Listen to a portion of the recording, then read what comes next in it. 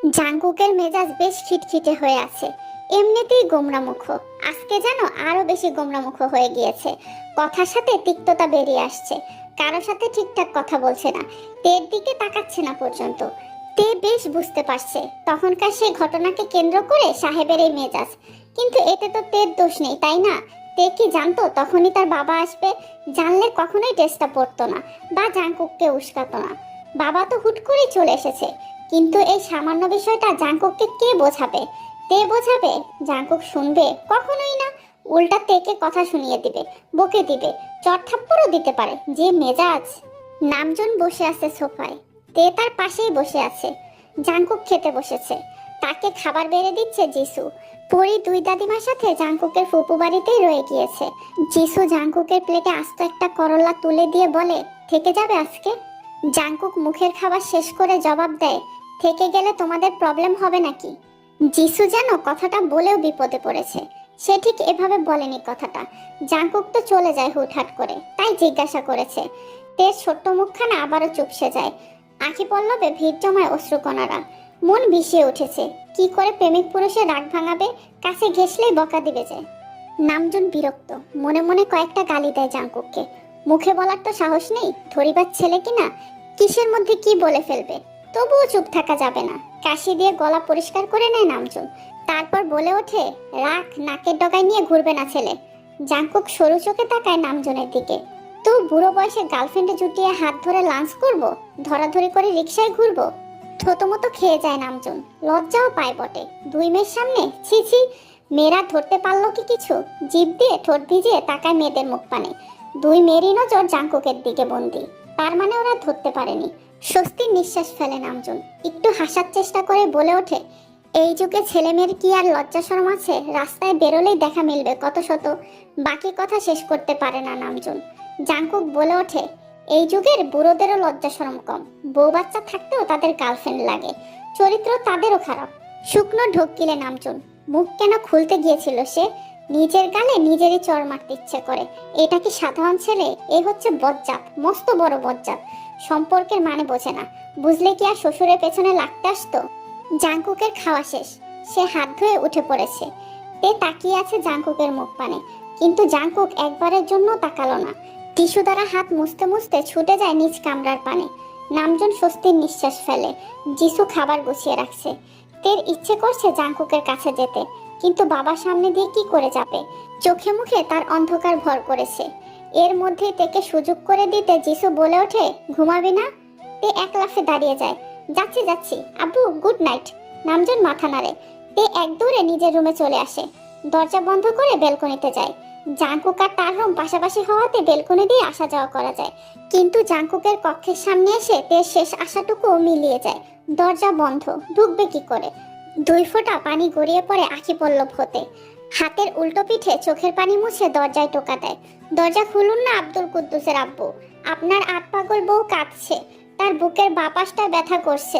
আপনার হাতে থাপ্পড় খাওয়ার জন্য পেট গুড়গুড় করছে। চোখ রাঙানো দেখার জন্য মনটা ছটফট করছে। ধমক খাওয়ার জন্য হৃদয় কাঁপছে। জাঙ্কুক সবেই বিছানা ছেড়েছে, একটু ঘুমোবে। আতপাগল বউয়ের আতপাগল কথাবার্তা কানে পৌঁছাতেই ঠোঁটের কোণে হাসি ফুটে ওঠে।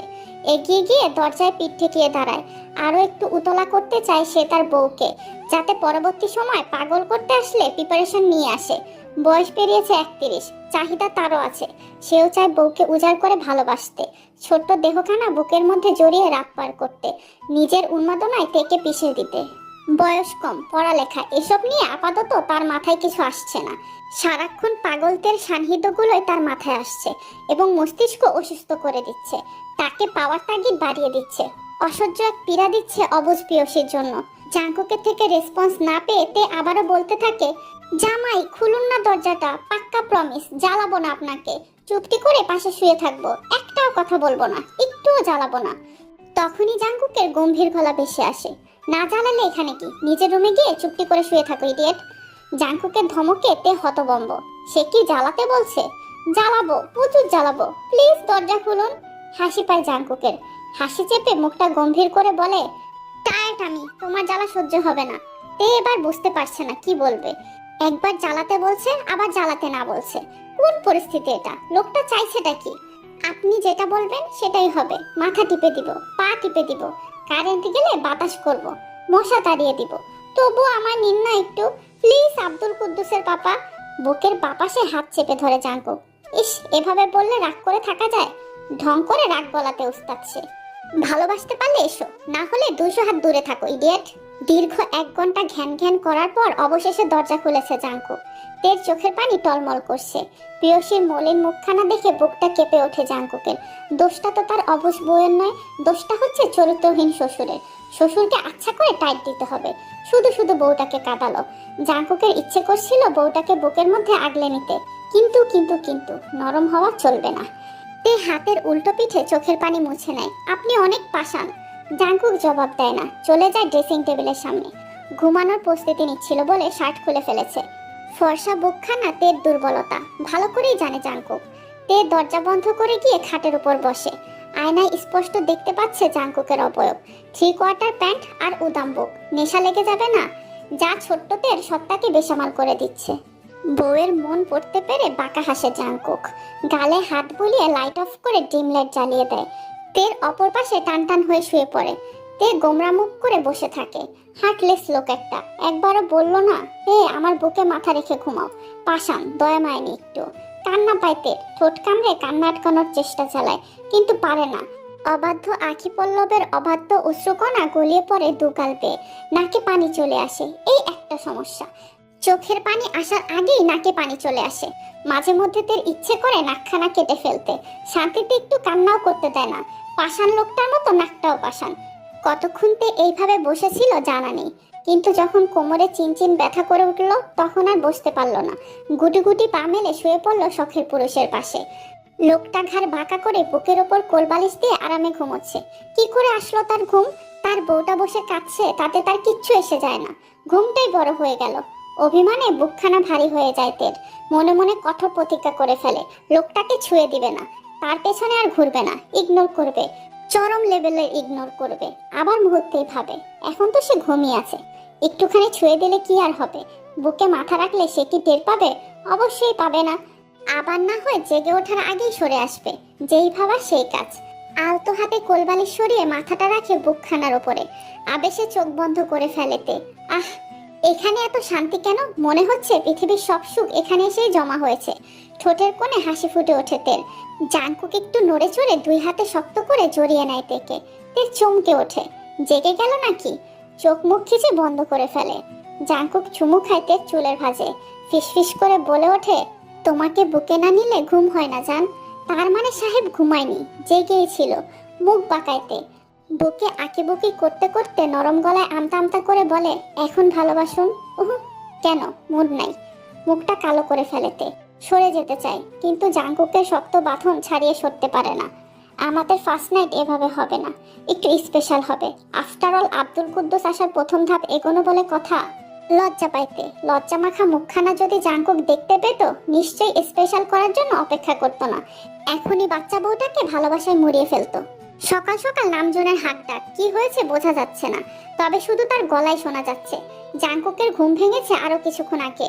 বুকের ওপর ঘাপটি মেরে বিড়াল ছানার মতো ঘুমিয়ে আছে আত্মা করব। একটু নড়াচড়া করলে তার ঘুম ছুটে যাবে, তা জাঙ্কুক চাইছে না। সারাক্ষণ ছোটাছুটি করতে থাকে।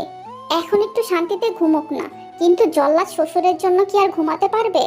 জাঙ্কুকের ইচ্ছে করছে পুরো এলাকার লোক জড়ো করে চিৎকার করে বলতে, শুনুন সকলে, আমার শ্বশুর আমার বউকে আদর করতে দেয় না, আমাদের প্রাইভেসি নষ্ট করে। কিন্তু এই কথাখানা বললে কি আর সমাজে মুখ দেখানো যাবে? অবশ্যই না। মান সম্মানের ভয়ে আমরা কত কিছু করি না। তেরও ঘুম ছুটে যায়। সে মাথা তুলে ঘুমু ঘুমু কণ্ঠে মুচকে হেসে বলে, গুড মর্নিং আব্দুল কুদ্দুসের পাপা। জাঙ্কুকের কি হয়ে যায় নিজেও জানে না, একটা সেকেন্ডও নষ্ট করে না।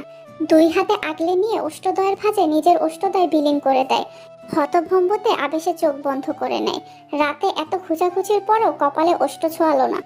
আর সেই বরের কিনা এখন মধু খাওয়া সাজ জেগেছে। নামজনের আরেকটা চিৎকারে জাঙ্কুক বিরক্তিতে চোখ মুখ কুঁচকে ফেলে।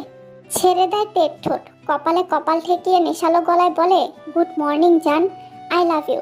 ভালোবাসি, যাও ফ্রেশ হয়ে এসো, তোমাকে কলেজে ছেড়ে আমি অফিস যাব। তের জন্মদিন আগামীকাল, আর জাঙ্কুক বাড়ি ফিরতে পারবে না। তের ইচ্ছে ছিল ঠিকঠাক 12টায় তার বরটাকে বার্থডে উইশ করবে, হ্যাপি বার্থডে বলবে, ছোট্ট একটা কেক কাটবে, কিন্তু তার বরটাই লাপাত্তা। সকালে বলেও গেল না যে বাসায় ফিরতে পারবো না, দিব্যি কলেজে পৌঁছে দিয়ে চলে গেল। কলেজ শেষ করে তে বাসায় ফেরার পরে জানতে পারলো জাঙ্কুক ওরফে তের করল্লা বর বাসায় ফিরবেন আজকে। মনটা তার ভীষণ খারাপ। প্রতি বছর তে অপেক্ষায় থাকতো জাঙ্কুকের থেকে একটু শুভ জন্মদিন শুনবে বলে, কিন্তু কোনোদিনও সেই সৌভাগ্য হয়নি। আজকে তো সে তের বর, তো আজকে তো একটু উইশ করতেই পারতো। কলেজ থেকে ফিরে তে মুখে কিচ্ছু তুলেনি, মন খারাপ করে বসে আছে তার রুমের ব্যালকনিতে। জিন বেগম অনেকক্ষণ টানাটানি করে গিয়েছে খাওয়ার জন্য, কিন্তু তে যায়নি, বলেছে পরে খাবে। জিন বেগমও ভেবে নিয়েছে হয়তো খেয়ে এসেছে, তাই জোর করেনি। যিশুও এসেছিল, তবে খাওয়ার জন্য জোর করেনি, শুধু জিজ্ঞেস করেছিল জন্মদিনে কি উপহার নিবে। প্রতি বছরই তে এটা ওটা আনতে বলে, কিন্তু এই বছর কিছুই আনতে বলেনি। বলেছে গিফট কি বলে দিতে হয়, তোমার যেটা ভালো লাগবে সেটাই এনো। যিশু প্রথমে অবাক হয়েছিল, পরে চিন্তা করলো বয়স বাড়ছে, তার সাথে বুদ্ধি, চিন্তা ভাবনা বদলেছে। বিকেল গড়িয়ে রাত নেমে আসে, তের মন ঠিকই হচ্ছে না। সে এখনো ব্যালকনি থেকে নড়েনি, তখনই তের ফোন বেজে ওঠে। ফোনটা পায়ের কাছে ফ্লোরে পড়েছিল। তে কালো আসমান থেকে দৃষ্টি সরিয়ে ফোনের দিকে তাকায়। বিরক্তিতে চোখ মুখ কুঁচকে ফোনটা হাতে তুলে। রিসিভ করার ইচ্ছেই ছিল না, কিন্তু জাঙ্কুক নামটা দেখে রিসিভ না করে পারল না। ভালোবাসার মানুষ তো, তার ডাকে সাড়া না দিয়ে পারা যায়? ফোনটা কানে রাখতে অপর পাশ থেকে ভেসে আসে গম্ভীর পুরুষালী কণ্ঠ। ভাইয়ের সাথে চলে এসো জান, তোমার জন্য সারপ্রাইজ আছে। বলেই কল কেটে দেয়। চোখ দুটো বড় বড় হয়ে যায় তের। তার গোমরামুখ করলা বর তার জন্য সারপ্রাইজ রেখেছে। এক লাফে দাঁড়িয়ে যায়, অগোছালো চুলগুলো হাত খোপা করে রুম থেকে বেরিয়ে পড়ে। কাউকে না জানিয়ে চলে আসে বাইরে। সেখানে যেহব গাড়ি নিয়ে দাঁড়িয়ে আছে। তেকে ঝড়ের বেগে আসতে দেখে মুস্কি হাসে, পাগল একটা। তে জেহবের গাড়ির সামনে এসে দুই হাতে পেট চেপে ধরে হাঁপাতে হাঁপাতে বলে, ভাইয়া তাড়াতাড়ি চলো, আমার জামাই আমার জন্য অপেক্ষা করছে। জেহব শব্দ করে হেসে ওঠে, চলো। বাসর ঘর সাজানোর দায়িত্ব চেপেছে সুগা, কাই, বোগাম, আয়ু আর লিসার কাঁধে। সকলেই কাজে লেগে পড়েছে। আর সুগা ফ্লোরে পা ছড়িয়ে বসে গাঁদা ফুলের মালা একখানা গলায় পরে উচ্চস্বরে গান ধরেছে। আকাশে লক্ষ তারা চাঁদের মতো আলো দেয় না, আমার মন মানে না, যৌবন জ্বালা সহে না, আমার বাপ বুঝে না, বিয়ে আমায় দেয় না, দুঃখ আমি রাখবো কোথায়, জিমিন তো পাত্তা দেয় না, বুইরা তো হইয়া গেলাম, বিড়াল মারতে পারলাম না। সুগার উদ্ভট গান শুনে সকলেই হেসে ফেলে। সুগা দীর্ঘশ্বাস ফেলে। জাঙ্কুক চাচা, যার মেশিন নিয়ে কাল অব্দি চিন্তিত ছিলাম আমি, সেও বাসর করতে যাচ্ছে, আর আমি তরতাজা জোয়ান রোমান্টিক বেটা, আমার কপালে বাসর জুটছে না। দুঃখের কথা কমু কার কাছে? সুগার আহাজারিতে কেউ দুঃখ পায় না, বরং সকলেই মজা নেয়। বোকাম বলে ওঠে, তোর কপালে বিয়া নাই। সুগা এক লাফে দাঁড়িয়ে যায়, বোকামের পা দুটো চেপে ধরে। এমন কথা কইস না, বিয়া ছাড়া আমি বাঁচতে পারবো না রে। লিসা চুল টেনে সরিয়ে দেয় সুগাকে, ডিস্টার্ব করিস না, সর এখান থেকে। কাই বলে ওঠে, তোরা দুজন সর, তে চলে আসছে প্রায়, তোরা গিয়ে তাকে সাজিয়ে দে। আয়ু আর লিসা মুখ বাঁকিয়ে চলে যায়। সুগার মাথায় একখানা বুদ্ধি চলে আসে, জাঙ্কুক চাচার খাট ভাঙলে কেমন হয়? কাই আর বোকাম ভুরু কুচকে তাকায়। সুগা ব্যাপারটা ওদের বুঝিয়ে বলে, এবং ওরাও সঙ্গ দেয় সুগাকে। প্ল্যানিং করে ফেলে জাঙ্কুক চাচাকে জব্দ করার। বাসরের খাট সাজানো শেষ, জাঙ্কুকও চলে এসেছে। সুগা জাঙ্কুককে পাঞ্জাবি পরিয়ে দিয়েছে। জাঙ্কুকের পাঞ্জাবি পরার একদম ইচ্ছে ছিল না, কিন্তু আজকে কেন জানি বাধা দিতে ইচ্ছে হলো না। এইদিকে তেকে সাজিয়ে দিচ্ছে আয়ু আর লিসা। সব জিনিস জাঙ্কুক পছন্দ করে কিনে এনেছে, এটা আয়ুর থেকে শুনেছে তে। আর শুনতেই মনটা খুশিতে নেচে উঠেছে। বরের থেকে প্রথমবার কিছু পেল। লাল টুকটুকে জামদানি শাড়ি, ম্যাচিং ব্লাউজ, হালকা মেকআপ, ঠোঁটে লাল লিপস্টিক, গায়ে হালকা স্বর্ণের গয়না, সব মিলিয়ে পারফেক্ট লাগছে তেকে।